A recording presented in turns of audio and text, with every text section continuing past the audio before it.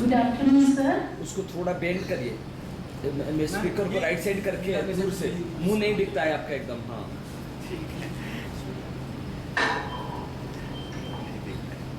हाँ मुंह दिखना चाहिए मुझे। Good afternoon, Dr. Jha, sir. Yes. And good afternoon, Dr. Shetty. Good afternoon, Shamanta, sir. Good afternoon, Dr. Beda, my all seniors, my colleagues, and my juniors. Today, my topic, hypertension. Before I could start my topic, I just want to give some information. Every year, 17th May, we celebrate as a hypertension day. This year, on 21st May, we celebrated here in this auditorium the Hypertension Day under the guidance of Dr. B.N. Jha and presence of our MD, Dr. Arvind Uday sir. 150 persons came. Among them, some of them were hypertensive, but 18% were detected case of hypertension by checking their height, weight, BP, arterial mean, blood pressure, BMI, fat, etc. So with this, we could detect 18%, and they were saved so they can take the treatment. Thank you, sir. Thank you very much. Now, hypertension, we can say it is a silent killer. The above picture will give you 4 causes. Before I could start my topic, I just want to say, one, obesity, another is alcohol, third is smoking, fourth is central fat deposit or the abdominal fat. Definition. It is defined as a consistent, constant elevation of the systolic or diastolic pressure above 140 by 90. High blood pressure means that the heart is working harder than normal, putting both the heart and the blood vessels under strain. Etiology. We can divide primary hypertension and secondary hypertension. Primary hypertension, we can say also essential hypertension. For primary hypertension, risk factor, because it has no known cause. So it is here may not be any symptoms or sign, and it may be detected for many years, after many years, and only be detected when a person goes for medical checkup, like 18% were detected last hypertension day, and it is degenerated. When the artery is degenerated and hypertrophy of the left ventricle has occurred, then only it can be detected. It is so dangerous. But there is few causes, risk factors we can consider. That is age. Age generally above 40, but nowadays we are seeing in the school itself. In the schooling, the competition starts. In the schooling itself, the child gets the hypertension. Generally it occurs above 80. Sex. In this, men are more prevalent than women. They are more prone. Race. African Americans are more prone to get hypertension. Family history. An example, it is very common in family history people gets hypertension. Obesity, it is another risk factor. Smoking, obviously you have seen in the first picture, nicotine constrict the blood vessels, so hypertension chances are more. High salt intake in diet. Next. Elevated serum lipids.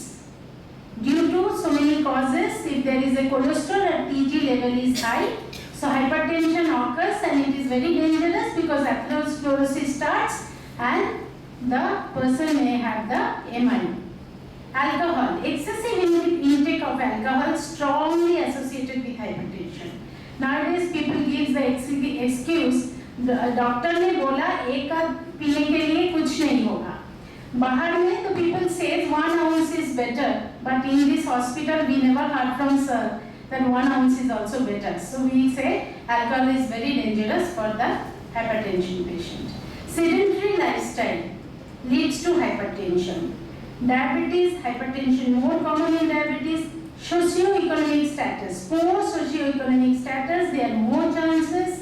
Emotional stress, it is very important. People exposed to repeated stress may develop hypertension more frequently than others. Secondary hypertension, it is elevated, here its BP is elevated with a specific cause. There is some cause when the BP is elevated. It can be identified and can be corrected. If a person below the age of 20 or over the age of 50 suddenly develops hypertension, and if it is severe, a secondary cause may be suspected. Cause of secondary hypertension: congenital narrowing of the aorta, if there is a congenital disease; renal disease like renal failure, renovascular disease, glomerulonephritis; endocrine disorder, very much important; pheochromocytoma, I think all of us we have pheochromocytoma, in which a tumor of the adrenal medulla which produces a large amount of noradrenaline and adrenaline, which causes vasoconstriction and hypertension occurs. Other condition very common like hypothyroidism, hyperparathyroidism. I think in this hospital so many of our sisters we are case of hypothyroidism, so we have to be very careful. Neurogenic disorder like brain tumor, head injury, quadriplegia, sleep apnea. Medication like if somebody takes a oral contraceptive, they are more prone to get hypertension. Pregnancy like preeclampsia, eclampsia, and diet. If liquor ingestion or rich food taken, then secondary hypertension can occur. Malignant hypertension. It is very severe. First of all, we must tell, prognosis is very bad. It occurs in young age group. It is characterized clinically by diastolic pressure disproportionately high.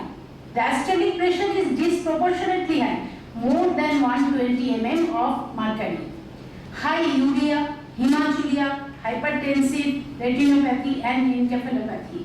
Long back we had one patient in ICU 4, we have lost that case. Another is emotional hypertension. In another word, it is a white coat hypertension. Like people going near to doctor, seeing the white coat, the hypertension occurs.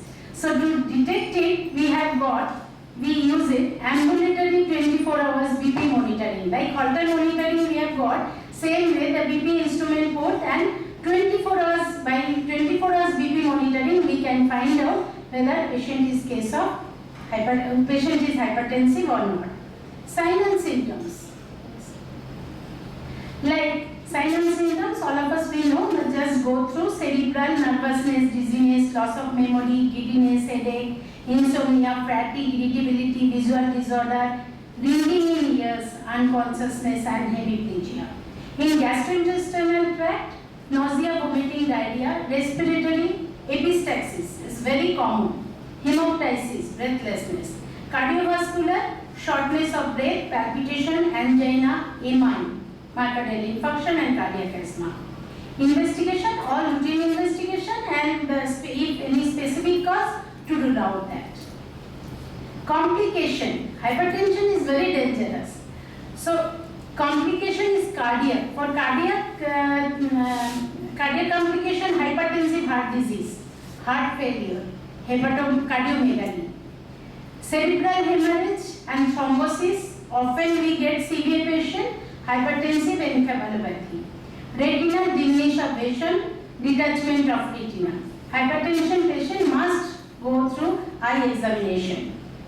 Renal, urinary atherosclerosis, a limb, any gangrene. Management. Management is a principle to control pressure from progressively going up. We have to check the pressure. In secondary hypertension, we have to rule out the cause and cause to be treated. And in primary, we have to stop the elevation of blood pressure, and secondary, we have to rule out the cause and that cause to be treated. Management state, we can say in few words, rest, sedation, antihypertensive drug, because I will go in details for the drug, restriction of salt, diuretics, and main control some regular exercise like 30 minutes brisk walking. Specific nursing management for a hypertension case. What all we must see? Rest. Rest means bed early. That often we don't go. Early bed. Rest after meal. Soon after meal, the people should not run. Just take the meal before you should go out. Take rest then. Rest at the weekend. When weekend outing is very much necessary, though we won't get leave. But if we get, then hypertension can be controlled. Restriction of activities. In acute stage, complete bed rest is required to avoid physical stress, restlessness, tissue demand oxygen and work to heart. Restriction of activities, moderate exertion is advised without causing dyspnea. Little bit exertion which is not causing any dyspnea or any undue tiredness, it can be allowed. But strenuous occupation is avoided. It should not be taken for hypertensive patient. Position. As we all of us know, semi-recumbent position is more easier for the hypertension patient, keeping the pillow and all. They feel more comfortable. Psychological need is very much important nursing aspect. Mental rest is needed. The people we are giving physical rest, keeping in ICU or somewhere else, but the mind is working, thinking, getting tension, people with hypertension won't be controlled. So mental rest is very much necessary. Nowadays, music therapy is very much essential for this type of patient. And in ICU regularly, I can say, though I am working in ICU, morning, if there is, patient is not having so much breathlessness and all, we put on the radio. There is Ramakrishna song and all, that helps the patient to get the relief. Storybook. Patient can read a good storybook, not the adventurous.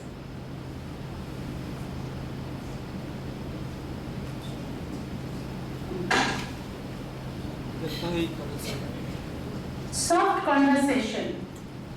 Soft conversation means, as such, we are soft to continue the conversation with this type of patient because they are quite tense due to hypertension. They think because nowadays all the patients are knowledgeable, so we have to be very soft talking to them.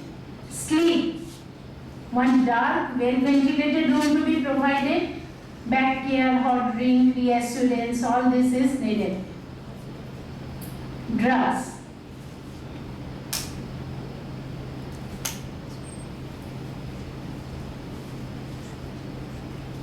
Let the laptop come up. Let me discuss the drugs because it is very much essential. A, B, C, D, we follow. A, alpha channel blocker. B, beta blocker. C, calcium channel blocker. D, diuretics. Diuretics. Choice of drug. Diuretics, two types. One is thiazide, another is loop diuretic. Thiazide, all of us we know dietide, tablet dietide. Previously we have seen, nowadays because so many drugs have come, so not that much we are using, but dietide they used to give thrice in a week, twice in a week. And loop diuretics means furosemide, that is Lasix. One tablet contains 40 mg, and torsemide, another name is tablet Diador. It comes in 5 mg also. We have to know the side effect of it. Side effect is electrolyte imbalance. So we have to monitor the patient, any nausea, vomiting, and any fluid imbalance like sodium, potassium, everything we have to check. Beta blocker is very much important drug.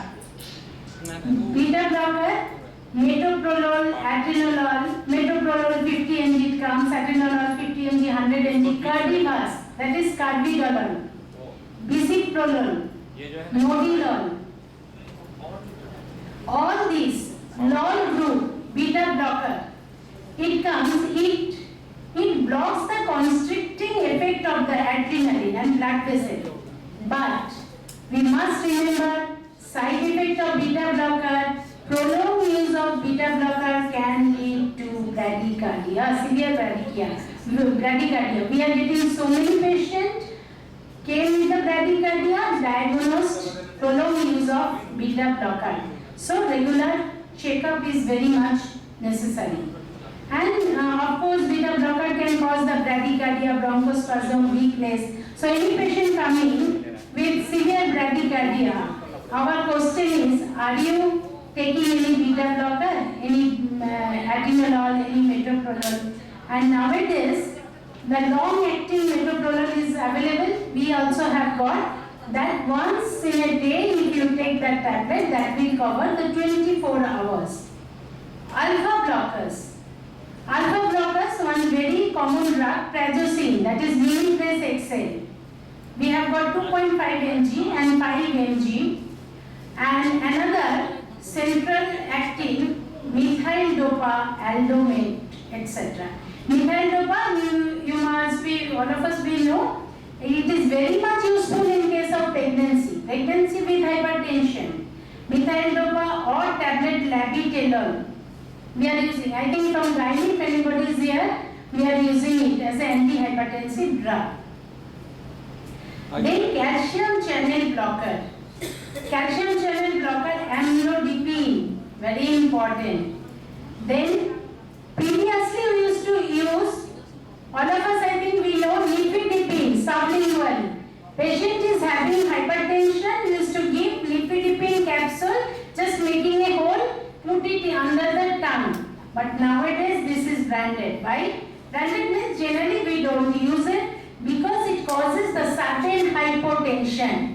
Patient BP goes suddenly lower side. So generally it is avoided. If at all we use the nifedipine, we use the Nicardia art, that is 20 mg TDS. This is calcium channel blocker. And there is a side effect of calcium channel blocker, that is peripheral edema. So many patients coming taking antihypertensive drug with pedal edema. We always question, are you taking tablet amlodipine? Are you taking any calcium channel blocker? And we tell the name. So patient gets the peripheral edema, reflex tachycardia. This is the side effect of calcium channel blocker.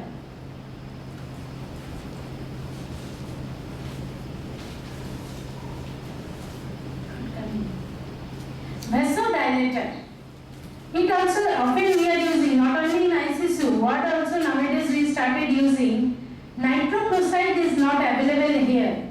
So in severe cases, means hypertension, having respiratory distress, came acute stage, we use injection nitroglycerin. One ampoule contain 25 mg. When we use this injection nitroglycerin, as a antihypertensive, we use 25 mg, means full ampoule in a 5% dextrose, or if a patient is diabetic, NS. And we select the dose according to the severity or according to the hypertension, the BP. So constant monitoring BP is very much essential for this type of patient. Like for myocardial infarction, when we use nitroglycerin, NTG drip, we use it as a 12.5 mg in a bottle. But as an antihypertensive, we give full ampoule in a bottle. And we give that micro drip. So we can monitor the BP nicely. And we have to be very careful. Patient should not develop the hypotension. But we see a like magical effect, patient gets okay. The distress, they relieve the distress. AC inhibitor, often we listen, sister isko AC inhibitor dena hai. That means AC inhibitor first comes lisinopril, ramipril. Ramipril means Cardis. That we get 2.5 mg, 5 mg, according to the severity, dose is prescribed, it is given. that is Coversil. Often we use it here. Side effect we must know, hypertension not much but dry cough. Because this type of drugs, it releases histamine. So it causes the irritation of the throat. So patient gets dry cough. Like enam. Patient is getting enam, often complains, they I am getting dry cough. Another type of drug, angiotensin II receptor antagonist.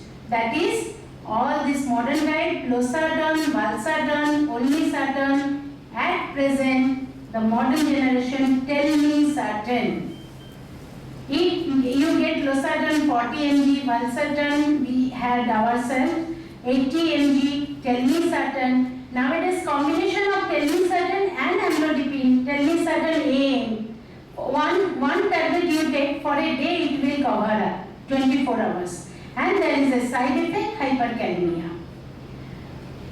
So with this we know what the drugs is used. In hypertension case, it is very much essential for us. Unless until we don't know the side effect and the doses, we cannot give the proper doses to the patient. Neither we can monitor the patient if patient is complaining about some of the irritation, some findings. So we can notify the doctor.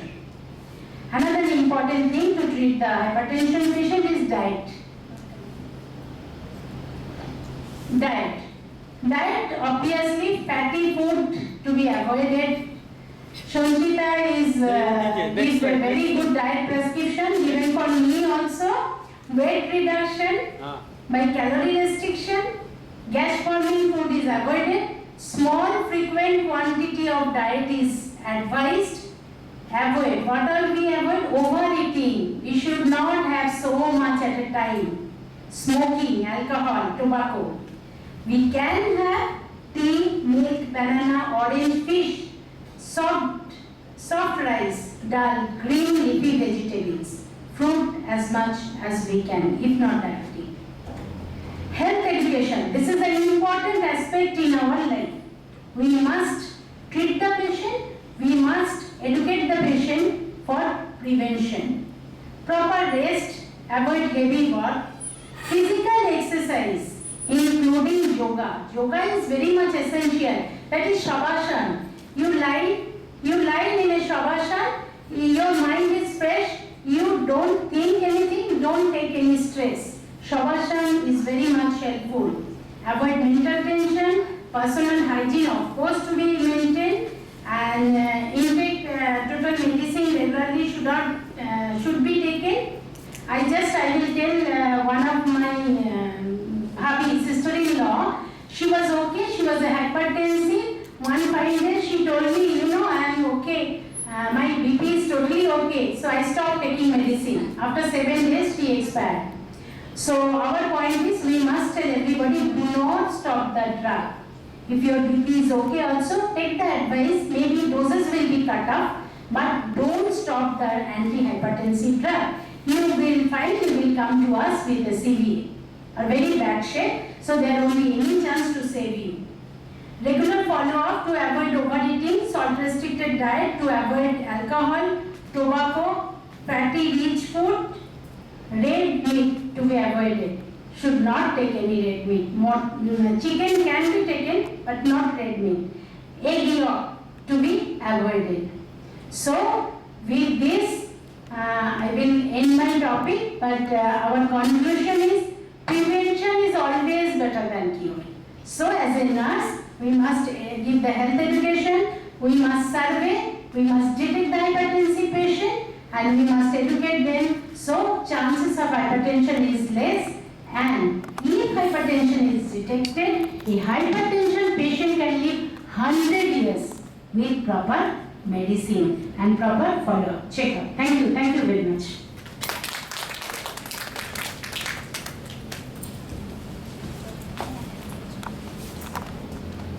Ready है आज की next day. Thank you, Joya, for your lovely and nice presentation. It is a great example for all of us that our nearest ANO, Mrs. Shikha Mujumdar,